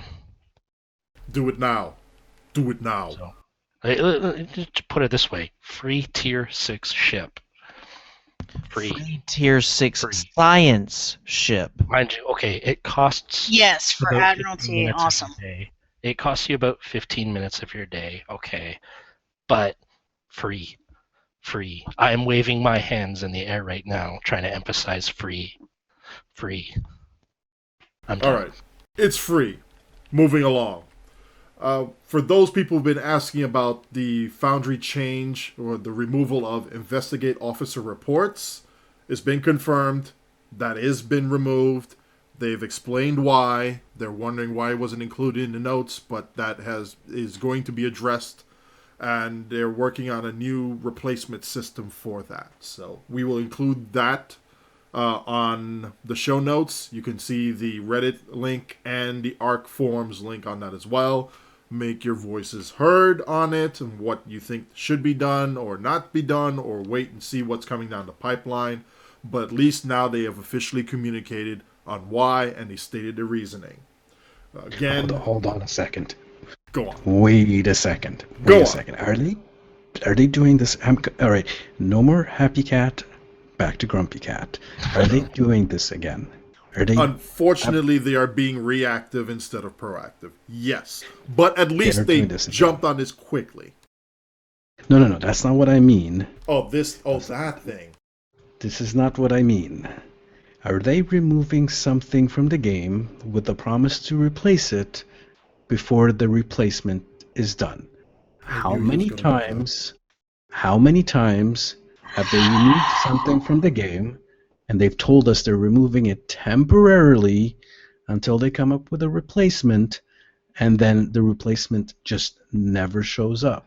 All too often, sir, and I have paperwork to prove it. Unfortunately, my desk is covered in it. It's time to once So- again No win post the scenario. dictionary No win definition scenario. of temporary. Once again, let's post the Of dictionary all the definition of temporary. things, of all the things they've removed from the game temporarily, the only thing that they've actually brought back was the crystalline entity event way back when. Everything else has not actually been temporary. So I don't think they understand what the word temporary means. Why, just before we get into that, if you don't have the replacement ready for the system, why are you taking it out in the first place? Because to me, it seems like it's just a blatant lie. You basically don't intend to replace this. You're just removing it, and you're just telling us it's temporary to soothe everyone. Because Well, that has hoping been the people will pattern. forget about it. That has been the pattern. I mean, they did this with the crits off the embassy console, the queues like no win scenario, the breach. There's other queues. There's other things that they've taken out of the game. Yeah, exactly. Temporary equals hopefully they forget about it. So, the reasoning they've said that they're taking this away was to provide a replacement that gives better rewards or something like that, to that effect. So you're going to be removing everyone's rewards for however long? At this point, I'm just going to, make a really good educated guess based on prior behavior that it's a permanent removal and that it's never going to come back.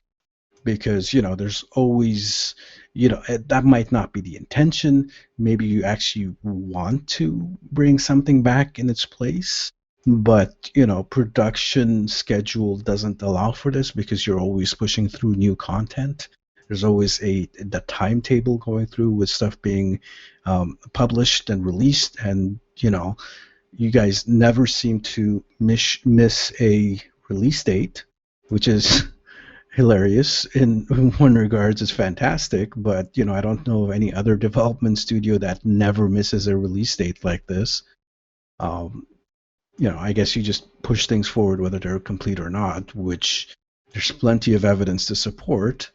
Again, my question is, if you don't have a replacement for this, why are you taking it out in the first place? Someone made a mention about building upon a solid foundation on it. And I'm like, okay, we can agree to that. But if this thing isn't coming out soon, we'll put soon in air quotes, then why remove something that people were actually using? So, it may not be the vast majority of people. And if I remember, part of what was written in their explanation is that it was located in a place that not many players could easily find and take advantage of. So they wanted to remove that. Can I suggest a fix? Please do. Move it to somewhere else where it's visible. Make it a pop-up when you log in, because we already get pop-ups about missions that we haven't done already. So why not put it there, or just move it somewhere visible? Like, I think right now removing this thing altogether might actually hurt the Foundry authors a little bit. There are people who are dedicated to the Foundry and will go out and play missions because they like to play it. But at the same time, there's people who play the Foundry missions because it's a nice little reward to get after you play one of them. So I think removing this prematurely is actually a little bit harmful to the Foundry authors that are out there. And I know that there is a trend of, yeah, we're going to remove this, quote unquote, for now, and then we don't ever really see it come back, cough, cough, embassy consoles. But I really, really hope that they prove us wrong with this and bring it back, and it's something maybe better. That's my 2 cents on it, though. Actually, 5 cents. We don't have pennies in Canada anymore. And guys, the speaking only of hope- permanently leaving, I've got to go now. It's pretty early in the morning, so I've got to get some sleep. But thanks for having me on, inviting, and hope you guys enjoy the other episodes we do on a weekly basis. Thank Glad you. to have Yes, you we do. here. Great to have you. Good night, Cool. Samuel. Talk to you tomorrow. We'll fill out paperwork to bring you back. How about that? Sounds beautiful. Well, we'll be following you. Take care. Cool. Right now, guys. Bye. Thanks for Right. coming. Night. I will stick The only around, hope- however. Thank you Alright, very thank much. you. Bye. The only hope I have better for end. Alan, in regards to this thing, the only hope that I have that there is one little ray of hope here, is that Zeronius Rex Yes. is involved, because she is really passionate about the Foundry, Yes. and I'm sure that she will push for this to be brought back, especially if it means so much to Foundry authors. Yeah, I really hope so too. Captain Foley, do you partake in the Foundry at all? Like, do you do any of those missions? Yeah, I've tried a few of them. Absolutely, yeah. Like I said, I haven't played in quite a while. I don't have a lot of time to do so, but yes, I have. Right on.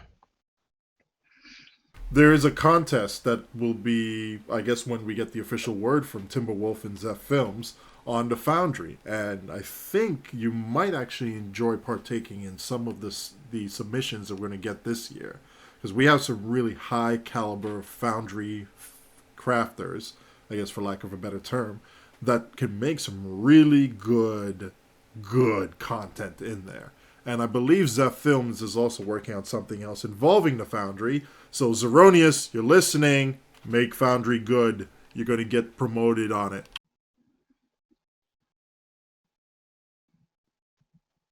I'm trying to remember what things I'm. Oh, right. That other thing. I That started thing. working on that, and I made the mistake of trying to work on it during the Super Bowl, and yeah. TimberWolf, go on with that little comment that you had from one of your viewers. Well, one of the viewers, he's in chat right now, Admiral Kraus. This is where the player base is adamant about bringing back certain content, this temporarily removed content. They're actually coming up with ways that would work, even with the power creep. And the comment from him is no-win scenario. He wants it back. And his way, since he's so frustrated it's not back in the game, is his idea is to make it more of a survival round basis. Now, the best way I can describe this is similar to survival mode on a Call of Duty game or zombies or whatnot. So there's no end to it. So in the end, it is a no-win scenario. But on each level, it does get harder and harder. More levels, you do upgrade your gear as you play. So you're more or less all starting at a vanilla level, and you're upgrading your gear and your tactics as you play through it. And maybe sometimes it's even randomized as far as what happens on each round as you go up. But there's no winning it. It's just how far can you go until you die as a team. But it just goes to show that people are so adamant about having this content back. They're trying to come up with ways to modify it for our power creep and all the new ships to make it work. I really think that Cryptic should be listening to the player base for this. If they want the content back, they're finding ways and ideas to give you guys.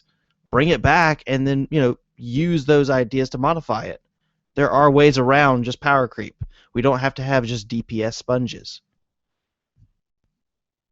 And it's not like the players are creating the power creep. Cryptic is providing it for all of us, whether it's direct sales or people earn it over time.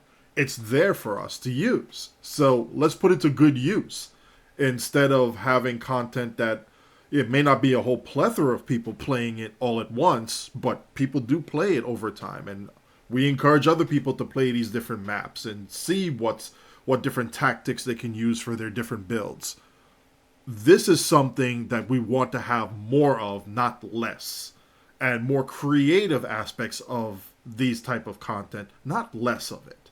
So kudos for the Undine Assault, the Board Disconnected, the Battle of Corfez, all those things. We need more of that.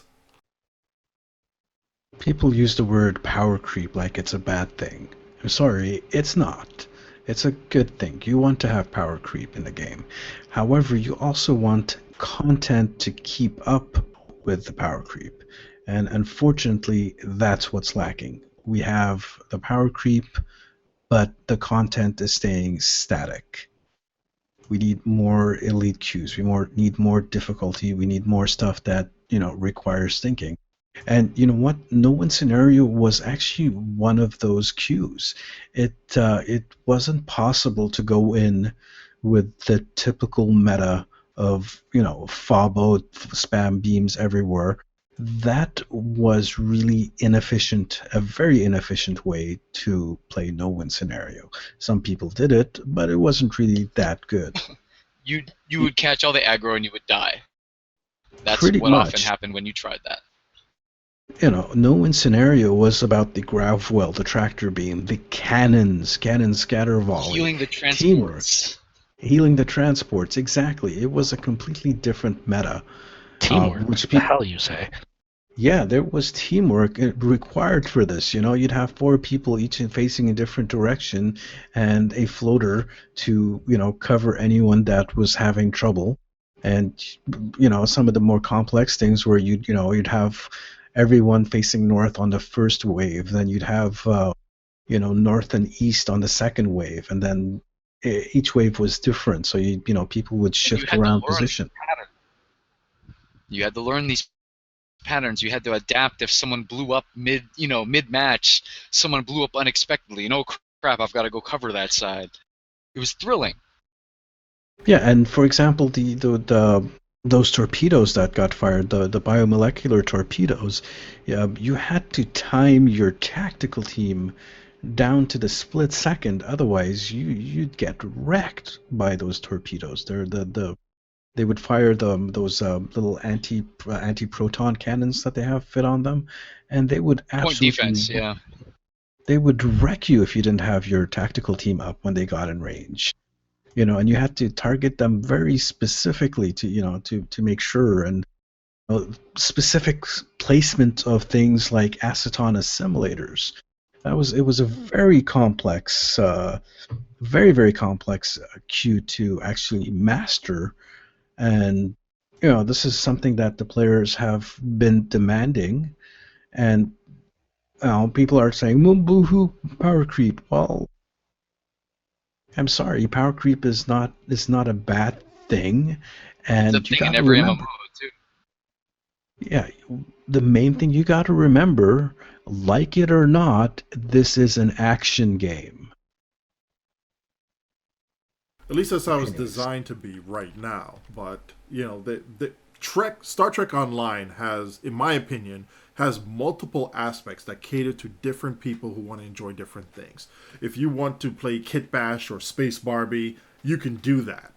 If you want to have a more Second Life kind of feel with the Star Trek environment as your backdrop, you can do that. If you like your ground game in either third person or first person shooter, you can do that. You like your action / arcadey style space combat, you have that here. They emphasize that here. You have, if you enjoy the episodes and feel like you want to participate in an extension of an episode of you've seen on the show or in the movies, you can do that here. We're looking for more content to expand upon each one of these things here. You could have Star Trek Battles do something akin to a training scenario and no-win scenario on one level of difficulty, and you could have your arcade players doing it on a different level of difficulty, and you can have a different series of things going on here that will cater to your entire audience by putting a well-designed resource in place, like a well-designed no-win scenario with proper difficulty levels that'll cater to all of these people. So yes, you will have fleets, you will have RPers involved in this, you have your Star Trek Battles involved in this, you have your arcade style min-maxers involved in this. You do it well the first time, and you've covered your bases. It'll be good. Just bring it back, and bring it back well designed. Before I rant anymore, I think we should go on to Kirby's section. Yes, we are actually going to go to the teacher's Hindrance. corner. So please, everybody, Yes. class is in session. Teacher Kirby, teach us a lesson. All right. So this week's Teacher's Corner is actually something that I hear all the time. People going, "Oh my God, you can actually get rid of those things." So, yeah, you know those lovely flying messages of so-and-so just got awarded a ship, or so-and-so just beat level 8 of, back in the day when no one scenario was there, you'd get those lovely announcements that have a habit of just irritating the crap out of everybody. Well, I got news for you. You can shut them off. So that's Teacher's Corner this week, was how to go in and actually shut those things off. You can actually shut off quite a few of the flying announcements. And so I show you where to do it. You can shut it off for in chat. You can shut it off from the fly-in. You can shut it off from just the fly-in and still leave it in chat if you still want to see them in some way. So I go into how to do all that. And so, yeah, that's the Teacher's Corner video for this week. And then the next thing I had was This Week in Trek that I found on the Memory Alpha wiki site, and I was actually surprised it's very Enterprise heavy for this week. So February 9th in 2152, the NX-01 keeps a rendezvous with the Vulcan starship Charan in order to transfer Ambassador Villar to the Vulcan ship, and Warp 5 is reached by Enterprise for the first time in Fallen Hero. On February 12th, in 2154, Mako Corporal F. Hawkins of Enterprise is killed during a mission into a Delphic Expanse Spear from Enterprise episode The Council. On February 13th, in 2152 again, Jonathan Archer and Trip Tucker visit the Tarathan homeworld and become briefly entangled in a local military engagement between the government and rebel forces there. And that's from the episode Desert Crossing. Also, Major Hayes of the Makos is mortally wounded during a mission to rescue Hoshi Sato from the Xindi reptilians in Countdown. And on Valentine's Day, February 14th in 2154, the Yosemite 3 research station is destroyed during an attack by a Xindi reptilian ship commanded by Commander Dolam, and that is the date that the Xindi superweapon is destroyed by the crew of the Enterprise using Degra's ship, and that's in the episode 0 Hour. So those are This Week in Trek. Lots of Enterprise heavy things. Thank you very much for that, Teacher Kirby. I want to add into there, we'll include this in the show notes, for those people who are having some sort of stuttering frame rates, especially when they're playing the Omega Particle Gotta Catch 'Em All game, there are some registry edits that you can use or program in case you are not Windows savvy, that you'll be able to make some changes to deal with the parked core issues. That's your cores that aren't being utilized properly within Star Trek Online.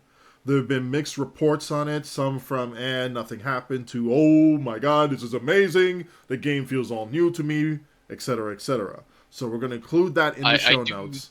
Go on, Captain.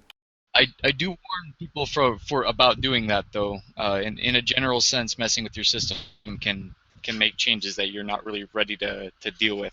So unless you're really having this issue, don't look at it as a magic bullet. Unparking cores really doesn't do much. Back up your registry. Use at your own discretion. Yeah. We do not take responsibility for any. We do not assume any responsibility for any issues that you may have by trying this registry edit. We won't.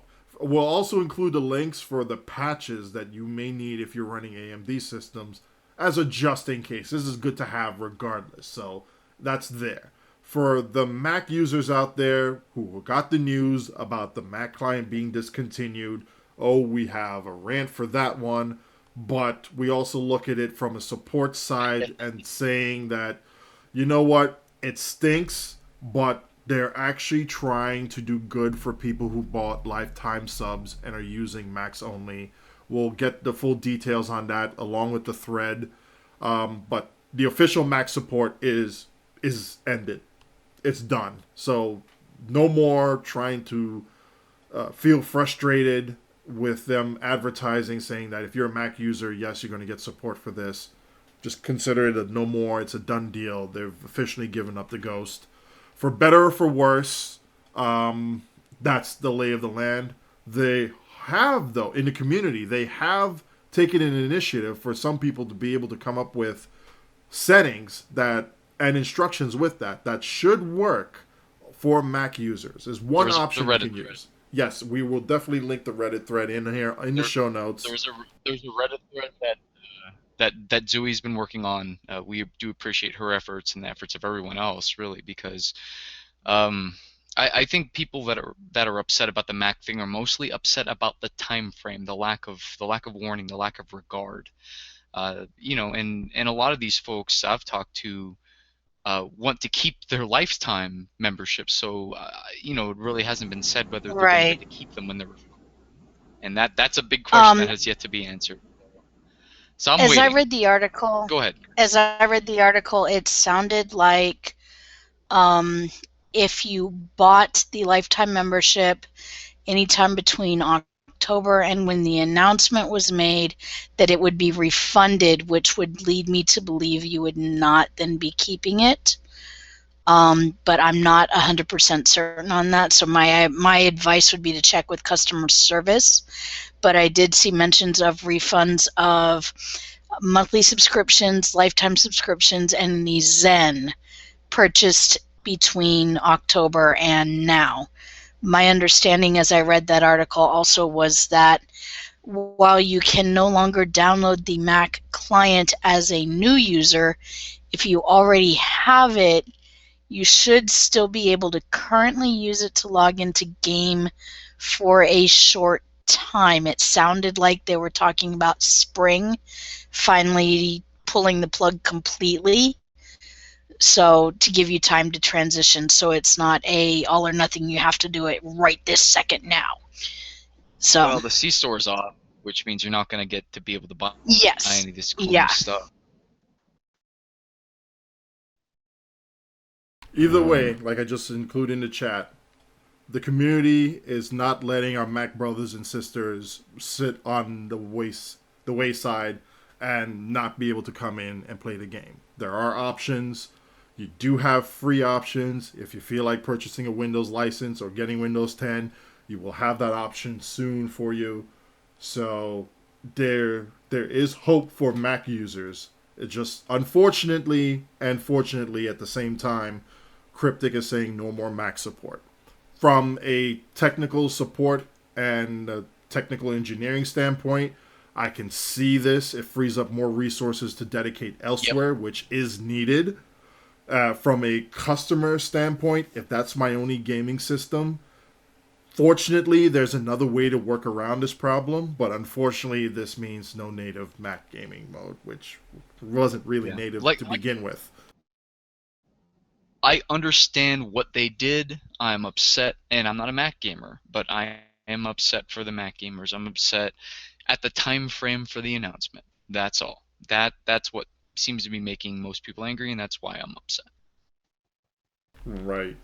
And it's agreed upon. We do sympathize with our Mac users out there. We do have this very nice extended episode of the show here of some videos that we're going to come up with. We definitely have TimberWolf's videos we're going to have linked in the show notes. SarcasmDetector's there. The Trouble in Paradise playthrough. And TimberWolf, please, just give us a little bit on that one. That one got me the most attention on this one here. I'm enjoying this. And where do I get to see the sequel? Please.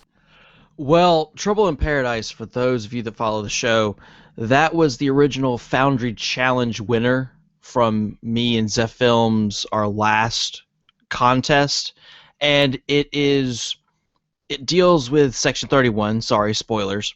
It deals with Section 31 and an attack of Ryza by both the Heralds and the Alanchi. So basically during the middle of the summer event, which the timeline is set for this Foundry mission, is during the middle of the summer event, you see parts of Ryza, the old Ryza, burning. You see clouds of ash in the sky, you see palm trees on fire, and you see Heralds and Ilanchi beaming in, and you're fighting for your life on this destroyed Ryza map.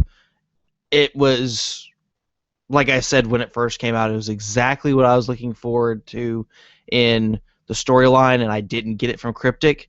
The Foundry came through, and it's why I follow the Foundry now and I try to find new missions. It is because of that particular mission.